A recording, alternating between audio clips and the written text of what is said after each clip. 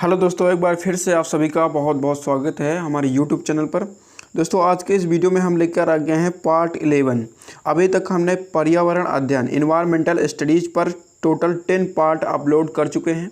यदि अभी तक आपने उसको नहीं देखा है तो जाएं, डिस्क्रिप्शन में आपको लिंक मिल जाएगा सारे वीडियोज़ का, या फिर आप हमारे चैनल की प्ले लिस्ट में जा सकते हैं। वहाँ पर आपको इन सारे वीडियोज़ का प्ले लिस्ट मिल जाएगा जहाँ पर ये सारे वीडियोज़ अपलोड हैं। ये सीरीज़ बहुत ही इंपॉर्टेंट है क्योंकि इसमें बीए कर रहे हो आप, बीएससी कर रहे हो या फिर बीकॉम कर रहे हो, किसी भी ईयर में हो, फर्स्ट ईयर में हो, सेकेंड ईयर में हो, थर्ड ईयर में हो, जो इन्वायरमेंटल स्टडीज़ का जो हमारा पेपर होता है इसको किसी भी एक ईयर में पास करना अनिवार्य होता है। तो उसी के लिए मैं इस 500 मोस्ट इंपॉर्टेंट क्वेश्चंस की सीरीज़ चला रहा हूँ। इन क्वेश्चंस में मैंने बहुत ही अच्छे लेवल के क्वेश्चंस को शामिल किया है जो कि आपकी परीक्षाओं में बार बार पूछे जा रहे हैं। तो अभी तक हमने टोटल 10 पार्ट अपलोड कर दिया है। ठीक है, टोटल हमने 10 पार्ट अपलोड कर दिया है, जिसमें हमने टोटल 250 क्वेश्चंस को कवर कर लिया है। ये है हमारा पार्ट नंबर 11। इसमें हम चलेंगे 251 नंबर क्वेश्चन से चलने वाले हैं। मैं आपको भरोसा दिलाता हूँ, यदि आप इन सारे क्वेश्चंस को कंप्लीट कर लेते हैं, मतलब कि आप सारे पार्ट देख करके इन 500 मोस्ट इंपॉर्टेंट क्वेश्चंस को तैयार कर लेते हैं, तो मैं आपको भरोसा दिलाता हूँ कि आप बहुत अच्छी तरीके से अपने पेपर में परफॉर्म कर पाएंगे और बहुत ही अच्छे नंबरों से पास भी हो जाएंगे। तो टाइम न गंवाते हुए आइए वीडियो को स्टार्ट करते हैं। हमारा पहला क्वेश्चन जो इस वीडियो का है वो है 251 बोलता है कि खनिज अभ्रक प्रमुखतया पाया जाता है या फिर मिलता है। तो देखो, जो अभ्रक हमारा ये क्या है, ये एक प्रकार का खनिज है और यह प्रमुखतः किस राज्य में ज़्यादा पाया जाता है वो आपको बताना है। पहला ऑप्शन हमारा मध्य प्रदेश, बिहार में पाया जाता है, मेघालय में पाया जाता है, या फिर ऑप्शन नंबर लास्ट आपका है त्रिपुरा में पाया जाता है। तो इसका जो सही जवाब है ऑप्शन नंबर बा, ये बिहार में ज़्यादातर पाया जाता है। तो मध्य प्रदेश की जो राजधानी है वो क्या है? मध्य प्रदेश की राजधानी हमारी भोपाल है। बिहार की राजधानी क्या है? हमारी पटना है। मेघालय की राजधानी क्या है? शिलांग है। यदि हम त्रिपुरा की बात करें तो त्रिपुरा की जो राजधानी है वो है अगरतला। तो ये आप राजधानी भी याद कर लें, हो सकता है आपसे राजधानी भी पूछी जा सके। ठीक है, तो राजधानी इंपॉर्टेंट होता है किसी भी कॉम्पिटिटिव एग्जाम के लिए, या फिर आपको जानना तो ज़रूरी ही है। बढ़ते हैं नेक्स्ट क्वेश्चन पे। क्वेश्चन नंबर हमारा है 252। बोल रहा है कि अधिकतम ज्वारी वन पाए जाते हैं। अधिकतम ज्वारी वन पाए जाते हैं कहाँ पर पाए जाते हैं? गुजरात में, मध्य प्रदेश में, सुंदरवन में, या फिर प्रशांत की घाटी में। तो इसका जो सही जवाब है वो ऑप्शन नंबर सा, सुंदरवन में जो है अधिकतम ज्वारी वन पाए जाते हैं। इसको आप याद कर लेंगे, सुंदरवन में अधिकतम ज्वारी वन पाए जाते हैं। ऑप्शन नंबर सा रहेगा बिल्कुल सही जवाब। नेक्स्ट क्वेश्चन करते हैं। क्वेश्चन नंबर हमारा है 253। मांसल पौधे कहाँ पर पाए जाते हैं? मांसल पौधे कहाँ पर पाए जाते हैं? प्रायः कहाँ पर पाए जाते हैं? घास पारितंत्र में, मरुस्थल पारितंत्र में, वन पारितंत्र में, या फिर कृषि पारितंत्र में। तो देखो, जो मांसल पौधे होते हैं ना, ये ऐसे पौधे होते हैं जिनको पानी की बहुत ही कम मात्रा में आवश्यकता पड़ती है। ये कैसे पौधे होते हैं? ये ऐसे पौधे होते हैं जिनको पानी की बहुत ही कम मात्रा की आवश्यकता होती है। तो जाहिर सी बात है कि ये मरुस्थल में पाए जाते हैं, मरुस्थल पारितंत्र में ये पाए जाते हैं। अच्छा, मरुस्थल और रेगिस्तान में क्या अंतर होता है? देखो, इन दोनों में सिर्फ थोड़ा सा अंतर होता है। देखो, मरुस्थल में भी पानी की लैक कमी पाई जाती है, वहाँ पर भी मरुस्थल में भी पानी की कमी पाई जाती है, और रेगिस्तान में भी पानी की कमी पाई जाती है। लेकिन यह बात ज़रूरी नहीं है कि जो हमारा मरुस्थल होता है कि उसमें बालू पाया जाए। ठीक है, रेगिस्तान में बालू ज़रूर मिलेगा आपको, लेकिन ये ज़रूरी नहीं है कि मरुस्थल में भी बालू मिले। पानी का अभाव दोनों जगहों पर है, लेकिन मरुस्थल में बालू ज़रूरी नहीं है कि पाया जाए। तो इसका जो सही जवाब है ऑप्शन नंबर बा, मरुस्थल पारितंत्र में मांसल पौधे प्रायः पाए जाते हैं। आप लोग याद कर लें, काफ़ी इंपॉर्टेंट क्वेश्चन है और रिपीट भी होता है ये। क्वेश्चन नंबर हमारा है 254। कहता है कि उष्णकटिबंधीय वन कहलाते हैं मानसून वन, सदाबहार वन, पर्वतीय वन, या फिर शुष्क वन। तो ये कौन से ये वन क्या कहलाते हैं? जो इसका सही जवाब हो जाएगा ऑप्शन नंबर बा, सदाबहार वन। उष्णकटिबंधीय वन जितने भी होते हैं ये सारे के सारे सदाबहार वन होते हैं, ऑप्शन नंबर 12 रहेगा बिल्कुल सही जवाब। नेक्स्ट क्वेश्चन देखो, क्वेश्चन नंबर हमारा है 255। नेक्स्ट क्वेश्चन हमारा है 255।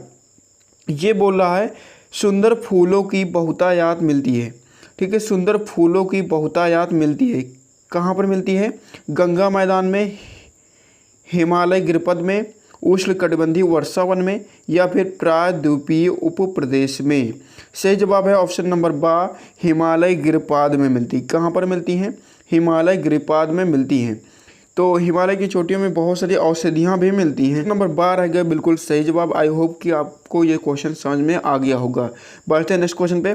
यदि वीडियो पसंद आए तो लाइक ज़रूर कर दिया करें, इससे हमारा मोटिवेशन बढ़ता है, जिससे आपको हम नई वीडियोज़ प्रोवाइड करा पाते हैं जल्द से जल्द।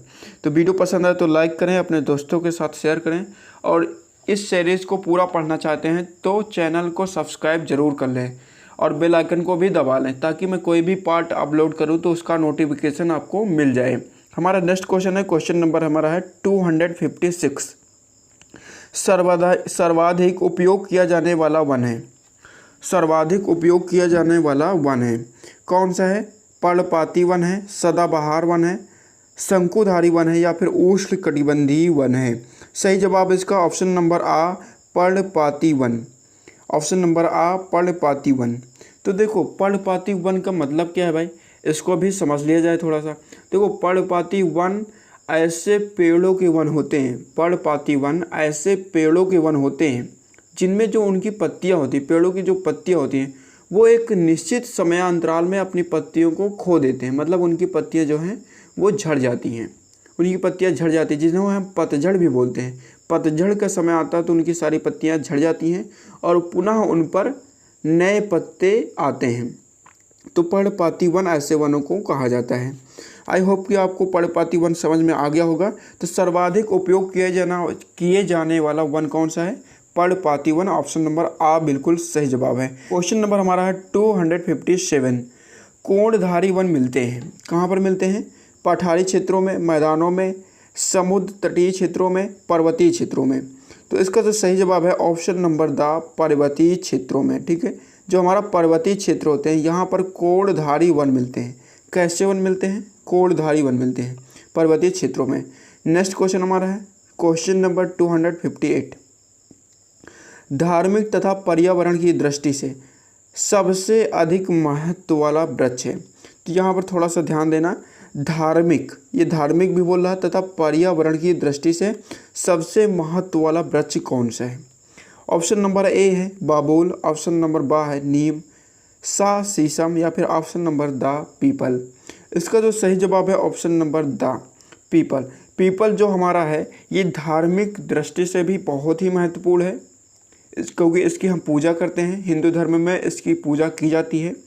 और पर्यावरण की दृष्टि से भी ये बहुत ही महत्वपूर्ण है, बहुत ही उच्च क्वालिटी का ये वृक्ष माना जाता है पर्यावरण की दृष्टि से। ठीक है, तो काफ़ी इंपॉर्टेंट क्वेश्चन है, आप लोग याद कर लेंगे इसे, क्योंकि ये पर्यावरण से जुड़ा हुआ है तो ये इंपॉर्टेंट क्वेश्चन है, इसे आप लोग याद कर लेंगे। भाखड़ा बांध, भाखड़ा बांध में जल एकत्र होता है। ठीक है, जो हमारा भाखड़ा नांगल बांध है इसमें जल एकत्र होता है। किसका जल जो है वो इस यहाँ पर आके एकत्रित हो जाता है? यमुना नदी का, सतलज नदी का, घाघरा नदी का, या फिर कोसी नदी का?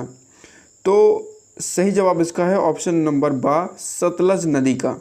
ठीक है, ऑप्शन नंबर बा बिल्कुल सही जवाब है, सतलज नदी का। भाई सिंपल सी बात है ना कि सतलज नदी पर है ये, तो सतलज नदी का ही जल इकट्ठा होगा ना। नेक्स्ट क्वेश्चन पे बढ़ते हैं। क्वेश्चन नंबर हमारा 260। निम्नलिखित नदियों में से किस पर हीराकुंड बांध निर्मित है? किस पर है? महानदी पर, दामोदर नदी पर, गंगा नदी पर, या फिर सतलज नदी पर? तो इसका सही जवाब है ऑप्शन नंबर आ, ये जो बांध है हमारा हीराकुंड बांध जो है ये हमारा महानदी पर स्थित है। कहाँ पर स्थित है? महानदी पर। और ये नदी कहाँ पर है? तो ये है ओडिशा में। कहाँ पर है? ओडिशा में है। तो इसको भी आप लोग याद कर लेंगे, ओडिशा। नेक्स्ट क्वेश्चन करते हैं। क्वेश्चन नंबर हमारा है 261। क्वेश्चन नंबर हमारा है 261। बताना है आपको श्वेत क्रांति का संबंध किससे है? तो क्रांति आप लोग सारे याद कर डालें, इससे क्वेश्चन हर बार बनता है। श्वेत क्रांति का संबंध है कपास उत्पादन से, मत्स्य उत्पादन से, दुग्ध उत्पादन से या फिर जल संरक्षण से। सही जवाब इसका है ऑप्शन नंबर सा, दुग्ध उत्पादन से। श्वेत क्रांति का जो संबंध है वो दूध के उत्पादन से है। अच्छा, यहाँ पर दिया गया है मत्स्य उत्पादन, तो ये कौन सी क्रांति से संबंधित है? तो ये संबंधित भैया हमारी नीली क्रांति से। किस क्रांति से संबंधित है? ये संबंधित हमारी नीली क्रांति से। और कपास उत्पादन हमारा संबंधित है रजत रेशा क्रांति से। कौन सी क्रांति? रजत रेशा क्रांति से। तो आप लोग इसे याद कर लेंगे, रजत रेशा क्रांति से। ठीक है, रजत रेशा क्रांति से ये संबंधित है। क्वेश्चन नंबर हमारा है 262। निम्न में से एक अणु खनिज है, निम्न में से एक अणु खनिज है, लिमोनाइट, लिग्नानाइट, साइड्राइट या फिर थोरियम। तो इसका जो सही जवाब है option number the thorium. Option number the thorium इसका बिल्कुल सही जवाब है। नेक्स्ट क्वेश्चन पे आते हैं। क्वेश्चन नंबर हमारा है 263।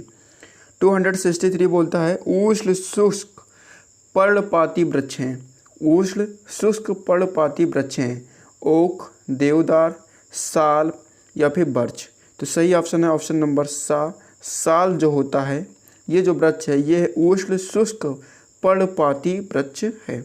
ऑप्शन नंबर सा बिल्कुल सही जवाब है। नेक्स्ट क्वेश्चन पे आते हैं। क्वेश्चन नंबर हमारा है 264। 264 बोलता है भारत के किस राज्य का वन क्षेत्र प्रतिशत सबसे अधिक है? आपको ये बताना है भारत के किस राज्य का वन क्षेत्र प्रतिशत सबसे अधिक है। बिहार, राजस्थान, कर्नाटक या फिर छत्तीसगढ़। सही जवाब इसका है ऑप्शन नंबर द छत्तीसगढ़। ठीक है, छत्तीसगढ़ बिल्कुल सही हो जाएगा। भारत का जो छत्तीसगढ़ है इसमें वन क्षेत्र का प्रतिशत जो है वो सबसे ज़्यादा है या फिर सबसे अधिक है। नेक्स्ट क्वेश्चन पे आते हैं। क्वेश्चन नंबर हमारा है 265। भारत में जल संरक्षण पर लिखी पुस्तक ताल तलैया। ठीक है, ये भी आप याद कर लेंगे कि ताल तलैया किस पर लिखी गई है, कौन से टॉपिक पर है। तो याद कर लेंगे ऐसे भी, भारत में जल संरक्षण पर लिखी गई पुस्तक ताल तलैया के तारनहार। कौन सी पुस्तक है? ताल तलैया के तारनहार लिखी गई है। किसके द्वारा लिखी गई वो आपको बताना है। ऑप्शन नंबर ए है मेधा पाटेकर, ऑप्शन नंबर बी है अनुपम मिश्र द्वारा, ऑप्शन नंबर सी है राजेंद्र सिंह द्वारा या फिर option number D Sunderlal Bahuguna द्वारा। तो सही जवाब इसका है ऑप्शन नंबर सा, राजेंद्र सिंह द्वारा। तो ऑप्शन नंबर सा बिल्कुल सही हो जाएगा। ताल तलैया के तारनहार लिखी गई है राजेंद्र सिंह द्वारा, जो कि एक भारत में जल संरक्षण पर लिखी गई है। ठीक है, ये भारत में जल संरक्षण पर लिखी गई है राजेंद्र सिंह द्वारा। Question number 266। सेब के उत्पादन में महत्वपूर्ण राज्य है उत्तराखंड, पंजाब, हिमाचल प्रदेश या फिर सिक्किम। सही जवाब है ऑप्शन नंबर बा, हिमाचल प्रदेश जो है ये सेब के उत्पादन में बहुत ही महत्वपूर्ण राज्य है। नेक्स्ट क्वेश्चन पे आते हैं। हमारा नेक्स्ट क्वेश्चन है, क्वेश्चन नंबर है 267। पृथ्वी पर उपलब्ध जल का कितना प्रतिशत भाग ताजे जल का है? ठीक है, आपको बताना है पृथ्वी पर उपलब्ध कितना प्रतिशत जल जो वो ताज़ा है। ठीक है, उपलब्ध जल जो है ताज़ा है। 33% है, 5% है या फिर 3% या फिर 70%। ठीक है, ऑप्शन नंबर आ है 33%, 5%, 3% या फिर 70%। तो इसका जो राइट आंसर है, जो सही जवाब है ऑप्शन नंबर सा 3%। ठीक है, 3% जो हमारा वाटर है वो ताज़े जल के रूप में है या फिर हम बोल सकते हैं पीने योग्य है। बाकी वाटर जो है खारा पानी है और कुछ बर्फ़ जमा हुआ है, लेकिन जो हम पीने में इस्तेमाल करते हैं वो सिर्फ हमारा 3% ही। ठीक है, 3% ही जल पीने योग्य है। क्वेश्चन नंबर हमारा है 268। क्वेश्चन नंबर हमारा है 268। निम्नलिखित में से किस राज्य में स्थानांतरण कृषि होती है?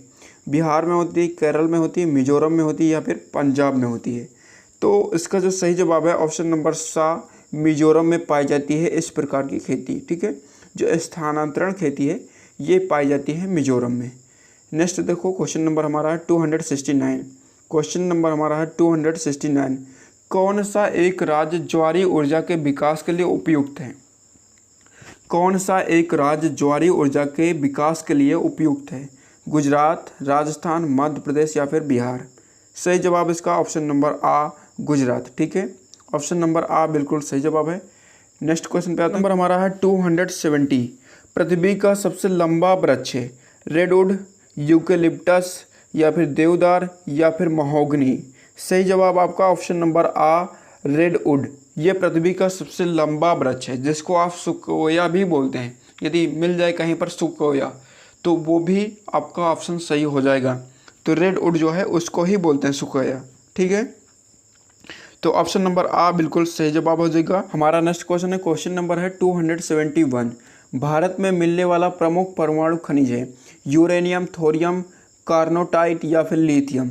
तो इसका जो सही आंसर है ऑप्शन नंबर बा थोरियम। ठीक है, ऑप्शन नंबर बा बिल्कुल सही जवाब हो जाएगा थोरियम। भारत में मिलने वाला जो प्रमुख परमाणु खनिज है वो है हमारा थोरियम। नेक्स्ट देखो क्वेश्चन नंबर हमारा है 272। धान चावल के पौधे से उत्पन्न होने वाली गैस है। ठीक है, धान हमारा है के पौधे से जो उत्पन्न होने वाली गैस है वो कौन सी है? नाइट्रोजन, एथेन, मीथेन या फिर उपर्युक्त सभी। तो इसका जो सही ऑप्शन है ऑप्शन नंबर द उपर्युक्त सभी। जो हमारा धान का प्लांट होता है, पौधा होता है, उससे नाइट्रोजन गैस भी प्रोड्यूस होती है, निकलती रहती है, या फिर एथेन और मीथेन, ये सारी की सारी गैसें उससे पैदा होती रहती है। मीथेन को हम मार्स गैस भी बोलते हैं और ये सड़े तथा दलदली स्थानों में पाई जाती है। ठीक है, तो ऑप्शन नंबर द बिल्कुल सही है, उपर्युक्त सभी। ये सभी की सभी गैसें इससे निकलती रहती हैं। नेक्स्ट क्वेश्चन देखो, क्वेश्चन नंबर हमारा है 273। विश्व का सर्वाधिक परमाणु उत्पादक देश है। तो विश्व का सर्वाधिक परमाणु उत्पादक देश है कनाडा, जर्मनी या फिर संयुक्त राज्य अमेरिका या फिर चीन। तो सही जवाब जो है वो है संयुक्त राज्य America, United states of America. ठीक है, तो सा नंबर बिल्कुल सही जवाब हो जाएगा। बढ़ते हैं नेक्स्ट क्वेश्चन पे। क्वेश्चन नंबर हमारा है 274। इसमें आपको बताना है भारत के किस क्षेत्र में सर्वाधिक वन क्षेत्र पाए जाते हैं। ऑप्शन नंबर ए है हिमाचल क्षेत्र, प्रायद्वीपीय एवं पठारी क्षेत्र, पश्चिमी घाट क्षेत्र या फिर डेल्टा प्रदेश। तो सही ऑप्शन है ऑप्शन नंबर बा प्रायद्वीपीय एवं पठारी क्षेत्र। ठीक, ओके, याद कर लेंगे कि भारत के किस क्षेत्र में सर्वाधिक वन क्षेत्र पाए जाते हैं। तो आप लोग याद रखेंगे प्रायद्वीपीय एवं पठारी क्षेत्र में पाए जाते हैं। नेक्स्ट देखो, और इस वीडियो को हमारा लास्ट क्वेश्चन है। यदि वीडियो पसंद आए, यदि लास्ट क्वेश्चन तक आए तो आपको वीडियो ज़रूर पसंद आया होगा। यदि पसंद आया हो तो लाइक करो और अपने दोस्तों के साथ शेयर करो। नेक्स्ट वीडियो आपको जल्दी मिल जाएगा। बेल आइकन को प्रेस कर लो, जिससे मैं अपलोड करूँगा तो आपको वीडियो का नोटिफिकेशन मिल जाएगा। ओके, तो नेक्स्ट क्वेश्चन हमारा जो है वो है 275। प्रकृति में ऊर्जा का मुख्य स्रोत है। ठीक है, प्रकृति में ऊर्जा का मुख्य स्रोत है कोयला है, पेट्रोलियम है, सौर ऊर्जा है या फिर आणविक ऊर्जा है। तो इसका जो सही जवाब है ऑप्शन नंबर सौर ऊर्जा। ठीक है, सौर ऊर्जा इसका सही जवाब है। प्रकृति में ऊर्जा का मुख्य स्रोत है सौर ऊर्जा। आई होप को आपको ये वीडियो पसंद आया होगा। मिलते हैं नेक्स्ट वीडियो में, तब तक के लिए नमस्कार, जय हिंद, वंदे मातरम।